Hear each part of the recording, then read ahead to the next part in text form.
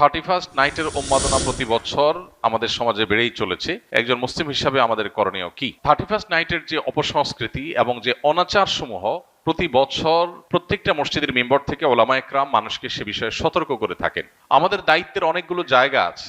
সবকিছুর আগে আমাদের যে করণীয় সেটি হলো আমাদের নিজেদের আগে অনুধাবন করতে হবে, গভীরভাবে উপলব্ধি করতে হবে যে 31st নাইটের এই কালচারের ক্ষতিকর দিকগুলো কি। একটা বিষয় তো পরিষ্কার, সেটা হলো আল্লাহ রাব্বুল আলামিন কোরআনে কারিমে সূরা হাশরে বলেছেন, ওয়ালা তাকুনু কাল্লাযীনা নাসুল্লাহা ফাআনসাহুম আনফুসাহুম, তোমরা সেই মানুষদের মতো হইও না যারা আত্মভোলা হয়ে গেছে।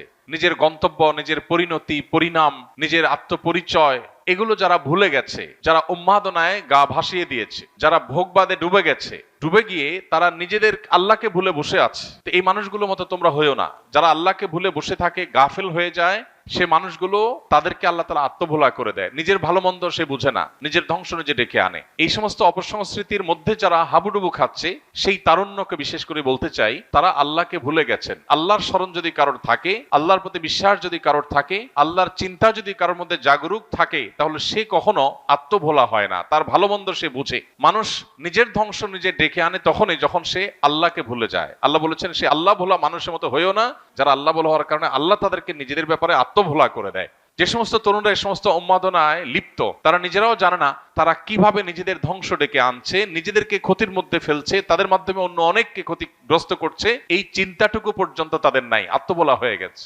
হিতাহিত জ্ঞান তাদের মধ্যে থেকে দূর হয়ে গেছে, কারণ তারা আল্লাহকে ভুলেছিল। তো এই বিষয়টি আমাদের অন্তরে গেঁথে যাওয়া উচিত যে আমরা আল্লাহকে যদি সবসময় স্মরণে রাখি, তাহলে কোনো মানুষ, কোনো পাখি, কোনো অসুস্থ মানুষ, কোনো ঘুমন্ত মানুষ আমার দ্বারা কষ্ট পেতে পারে না। দ্বিতীয়ত, 31st নাইটের এই কালচার এটি এসেছে মূলত অগ্নিপূজকদের থেকে।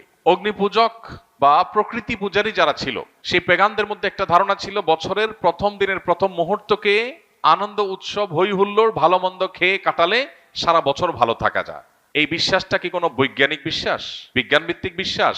এটা নিছকই কুসংস্কারাচ্ছন্ন বিশ্বাস। বছরের প্রথম দিন, প্রথম ক্ষণ ভালো খেলে, যদি ভালো কিছু ভোগ উপভোগের মধ্যে থাকলে যদি সারা বছর ভালো থাকা যায়, তাহলে প্রতিদিন সকালবেলা মানুষ ভালো খাইলে সারাদিন ভালো থাকবে। ব্যাপারটা কি সেরকম ঘটে? প্রিয় ভাইরা আমার, আমরা যারা নিজেদেরকে মুসলমান হিসেবে দাবি করি, আমাদের জন্য তো এই কালচারে গা ডুবাবার কোনো সুযোগই নেই। যে সমস্ত মানুষরা নিজেদেরকে তথাকথিত বিজ্ঞান মনস্ক বলে, তারা কোন যুক্তিতে, কোন চিন্তায় বছরের প্রথম মুহূর্তকে আনন্দ করে হই হুল্লোড় করে কাটায়? কি কারণে? কোনো যৌক্তিক কারণ ছাড়া কেউ যদি হাসে, যৌক্তিক কোনো কারণ ছাড়া যদি কেউ কাঁদে, তাহলে তাকে আমরা বলি পাগল বা অসুস্থ, বিকৃত মস্তিষ্ক। হঠাৎ করে বছরের 365 রাতের মধ্যে একটি রাতে এসে 12টা 1 মিনিট আপনি আনন্দ করছেন, হই হুল্লোড় করছেন, আতশবাজি করছেন, পটকা ফুটাচ্ছেন, 12টা 1 মিনিট হওয়ার সাথে সাথে লাফালাফি শুরু করছেন। কারণটা কি? কি এমন হয়েছে যে আপনি লাফালাফি করছেন? অথচ তেমন কিছু হয়নি। হ্যাঁ, একটা নতুন বছর শুরু হয়েছে। এই বছরটা খ্রিস্টীয় বর্ষ, খ্রিস্টানদের ধর্ম সংশ্লিষ্ট একটা বছর শুরু হয়েছে। তো তাতে আপনার এত খুশি হওয়ার কি আছে? যদি বলেন যে নতুন বছর হলে আনন্দ উল্লাস করতে হয়, তো নতুন বছর তো আরো আছে, এটাতেই কেন শুধু আনন্দ উল্লাস করেন? তাছাড়া যার আগমন আপনার আনন্দের কারণ হয়, তার বিদায় তো বেদনার কারণ হওয়ার কথা। যে মুহূর্তকে ওয়েলকাম করে আপনি আনন্দিত হচ্ছেন, উল্লাস করছেন, সেটি নতুন একটি বছরের একটি মুহূর্ত। সেটা যদি আপনার আনন্দের কারণ হয়, তাহলে তার এক মুহূর্ত আগেই তো আরেকটি বছরের বিদায় ঘটেছে, তখন তো আপনি কাঁদেননি।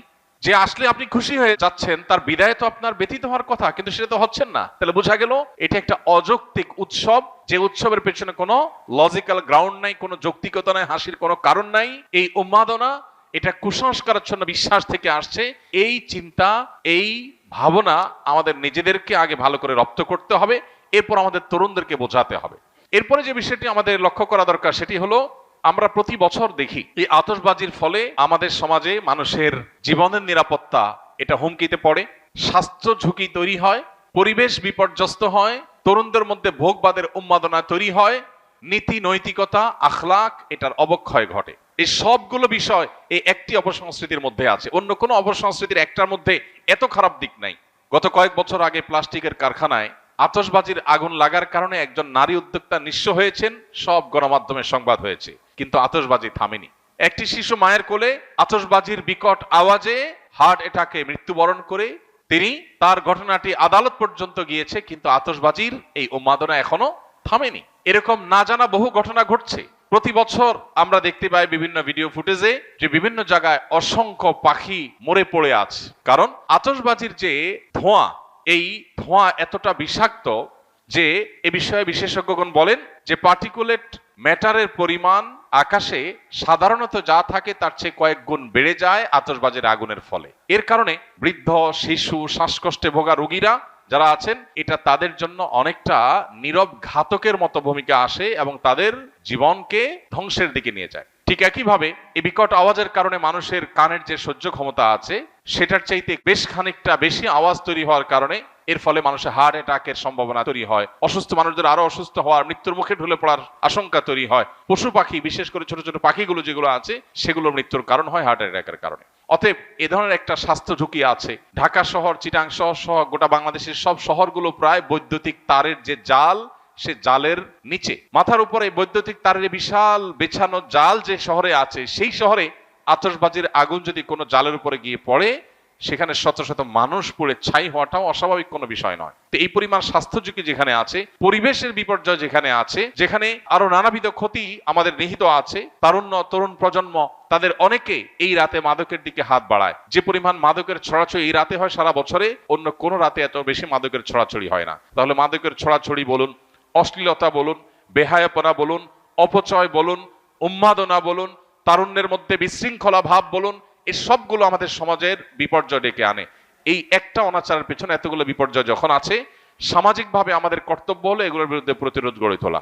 আমি আইন হাতে তুলে নিতে কাউকে বলছি না। আমি বলছি যে আইন শৃঙ্খলা রক্ষাকারী বাহিনী প্রতি বছর নিষেধাজ্ঞা আরোপ করে, কোনো প্রকার পটকা যেন না ফুটানো হয়, আতশবাজি যেন না করা হয়, কিন্তু কে শুনে কার কথা? অতএব বাড়িওয়ালারা যদি তাদের ছাদগুলো বন্ধ করে রাখেন, বাবা মারা যদি তাদের সন্তানদেরকে বোঝান, এবং তরুণরা যদি তারা সংঘবদ্ধ হয়ে বিপদগামী তরুণদেরকে বোঝান, কাউন্সিলিং করেন দলে দলে, তারা যদি সমাজে অনাচার বন্ধের জন্য উদ্যোগ নেন, আইন শৃঙ্খলা রক্ষাকারী বাহিনীর ভাইদেরকে সহযোগিতা করেন, তাহলে সেক্ষেত্রে হয়তো সমাজে এই অনাচার থামতে পারে। আমরা আমাদের কাজ করে যাব, হ্যামিলনের বাঁশিওয়ালার মতো সতর্ক করে দেওয়া, মানুষকে সজাগ করা। এই কাজটা ওলামায়ে কেরাম করছেন, করবেন। যদি মানুষ না শুনে, আমাদের জাতিকে যদি আমরা না শুনতে পারি, সেটা হবে আমাদের দুর্ভাগ্যজনক অধ্যায়। আল্লাহ তাআলা আমাদের তারুণ্যকে এই পশ্চিমা অপসংস্কৃতির ছোবল থেকে রক্ষা করুন।